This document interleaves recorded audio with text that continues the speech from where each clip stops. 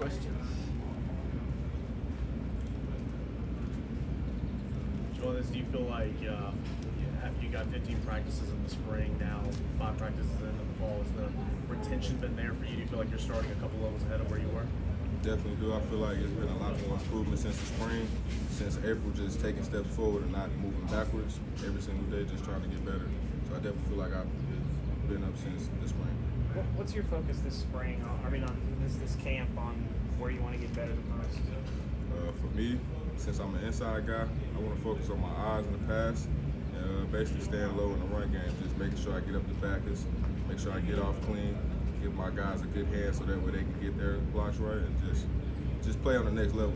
Just try not to stay on one line.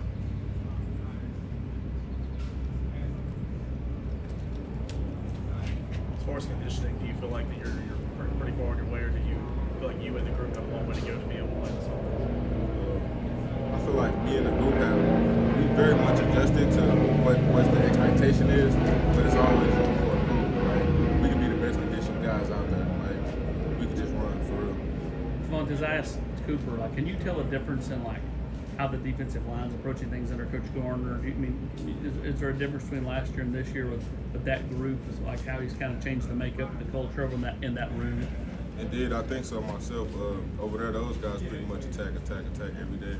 And we just, as O-linemen, we appreciate that. So we just working with each other to get each other better every day. I feel like that group has improved, though, very much so. Who's been the biggest pain for you guys on the D-line? Pain? I don't know. Shoot. We paying for each other. Shoot, that's all it is, for real. We everybody got pressure on each other. It's just man on man, bodies on bodies, trying to see who can get better every snap. So.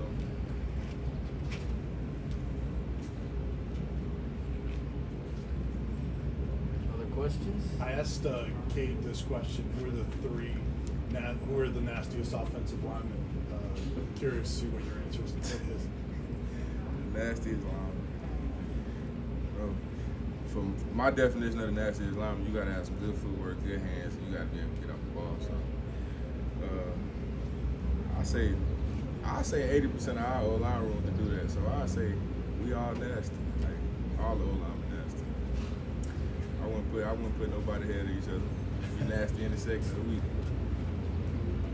You get your first scrimmage coming up Thursday, and then you got another next week. Is that something? I know y'all do 11-on-11 warrior in practice, but when you kind of get to those days, are those the days you kind of get amped up for or look forward to? I'm amped up every day. I mean, at the end of the day, I ain't got no sparking. As far as the team goes, that's what we try to introduce every practice. Like, it ain't one practice we up and one practice we down. It's every practice up. So we ain't standing on one level. Much of those fun things that you guys have done as a team on the practice field, things like that, how much does that resonate to keep you guys motivated and driving and working hard in those tough times? It takes a lot. Like those simple activities, that's like a builder for us. That's like cementing bricks. Like cement's the activity, the bricks is us. We just putting each other together, and that's like making us more of a team. We come together. Teams win, like individual people don't win. So that's pretty much that's our glue right there. How important is it for you guys to create some depth in this camp to go throughout the rest of the season and coach up some of those young guys? Definitely a lot of depth. We really want to be able to play everybody. We want everybody to be able to move. We want to score this year. We want to get points on the board, get down the field. So everybody want to get a chance to be great. Have you had name, image, and likeness opportunities? As far as I can see, like I got opportunities on the way, but I'm not really too much into it talking right now. More focused on this football thing. How much more confidence is there just across the offense and just the system and your confidence to go out there and be able to score some points this year? A lot of confidence because these coaches put it in our head. Most confident team wins. Like everybody play together, you're confident, you go out there and kick some butt. So that's all they put in our head every day. When you guys are talking to Coach Heupel or Coach Golish about offensive goals, what are the numbers you guys talk about the most or assess the most in terms of what's 100% attack grade every day. That's attack. That's 6 minutes, 40 seconds of attack. Like, give me your all. What goes into an attack grade? How do they formulate that? They basically say every practice you get 6 minutes and 40 seconds of all out. Like throughout that whole practice, are you going all out for 6 minutes and 40 seconds? That's 100% attack grade. What is the 6 minutes, 40 seconds? Where does that come from? Basically, like that's just how much like in the game like a person has to attack. Basically, just how much you can sit in there and just man it up, and just stay in, be in there, and just get it done type stuff. So 6 minutes, 40 seconds, all you got. There been any NFL offensive linemen, other college offensive linemen that you've gotten cut-ups of to try to study and their game? I keep it to the season. I try to really, I like the guys around me. I like to listen to the guys around me. I'm pretty open mind. Like, I like to listen to everybody. Like, I ain't a one-sided person, so I want to know new things. I want to learn stuff. I just want to be better every day. Whose car is that? That's Javontez Spraggins.